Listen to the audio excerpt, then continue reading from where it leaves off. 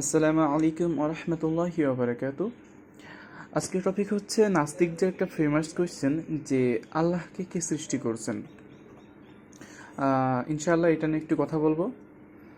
তো আমি যদি এটা নিয়ে একটু কথা বলতে যাই তাহলে অ্যাট ফার্স্ট আপনারা একটু রিয়েলাইজ করাই। ধরুন আপনার সামনে একটা ব্যাঙ আছে। ব্যাঙ বলতে আপনি ব্যাঙ তো চিনেন আশা করি। আর বর্ষার কালে যেইগুলো দেখা যায়, বর্ষার সময় হচ্ছে আপনারা দেখবেন যে কিছু টাইপের ব্যাঙ আছে যেগুলোকে সাধারণত কোনো ব্যাঙ বলা হয়। ওইগুলো যখন পানির আশেপাশে থাকে বা যখন যেখানেই হচ্ছে ডাকাডাকি করুক বা যাই করুক, তখন দেখবেন ওদের দুই সাইডে বা আপনার হচ্ছে গালের দুই সাইডে হচ্ছে দেখবেন ফুলে যায়। আবার মানে যখন শ্বাস নেয়, যখন ফুলে যায় আবার হচ্ছে কি করে মানে আবার স্বাভাবিক হয়। তো একটা ভাই যখন আমার কোয়েশ্চেন করবে যে ভাইয়া হচ্ছে এই যে ব্যাঙের এমন হচ্ছে, তাহলে মানুষের কেন হচ্ছে না? তো তখন আপনি কি বলবেন বা আমি কি বলবো যে ফালতু কোয়েশ্চেন একটা, এই কোয়েশ্চেনটার কোনো অ্যান্সার নাই। তো আপনি আপনার কাছে যদি আমি আস্ক করি যে কেন এটা ফালতু কোয়েশ্চেন, আপনি বলবেন যে এর কোনো লজিক নাই।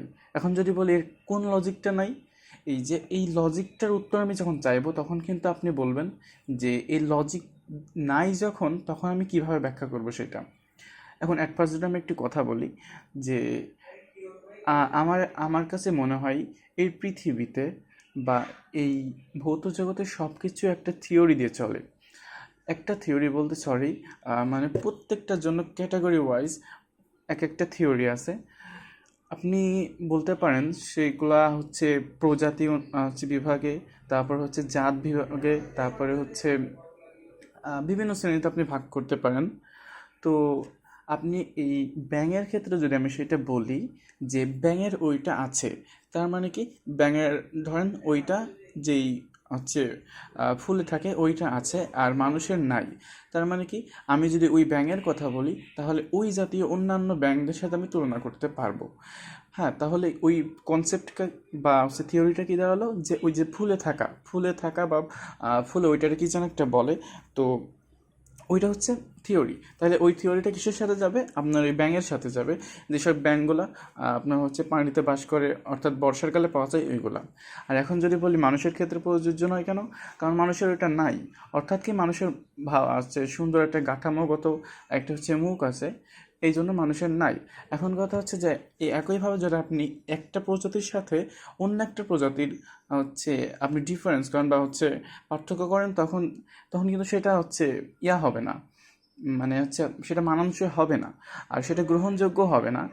তো এই যে এখানে যে থিওরিটা কাজ করলো যে ফুলে ওঠা বা ফুলে থাকা, যেটা হচ্ছে শ্বাস নেয় ওরা, একইভাবে এই যে ক্রিয়েটর শব্দের অর্থটা কি? ক্রিয়েটর হচ্ছে সৃষ্টিকর্তা, যিনি সৃষ্টি করেন। এখন কথা হচ্ছে যে যিনি সৃষ্টি করবেন তাকে যদি কেউ সৃষ্টি করে থাকে তাহলে তো আর সে ক্রিয়েটর হলো না। আপনি একটু ভালো করে বুঝেন। ধরেন এক্স এক্স হচ্ছে একটা পার্সন, ওয়াই হচ্ছে একটা পার্সন। আপনি এক্স রে বললেন যে ইউ আর দ্য ক্রিয়েটর, আর আপনি ওই ওই হচ্ছে এক্স বলল যে না, আমার আরেকজন ক্রিয়েটর আছে, সে হচ্ছে ওয়াই।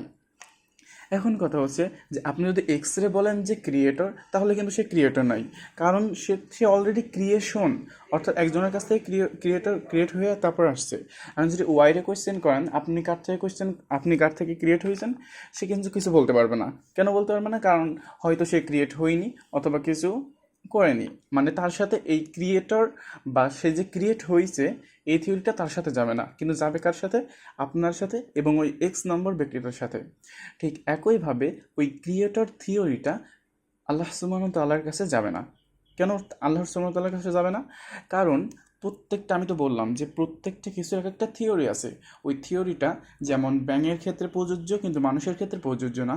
ওই ক্রিয়েটর শব্দটা হচ্ছে আপনার মানুষ, এই পৃথিবীর যা কিছু আছে, যত কিছু আছে, সব কিছুর ক্ষেত্রে প্রযোজ্য। কিন্তু আপনার আল্লাহ সুবহানাহু ওয়া তাআলা বা যিনি মহা ক্রিয়েটর বা সকল কিছু ক্রিয়েট করছেন তার সাথে তো এটা যাবে না। এই জন্য বলা হচ্ছে এটা ফালতু কোয়েশ্চেন। আই থিঙ্ক আমার কথাটা একটু বোঝাতে পেরেছি। আল্লাহ হাফিজ।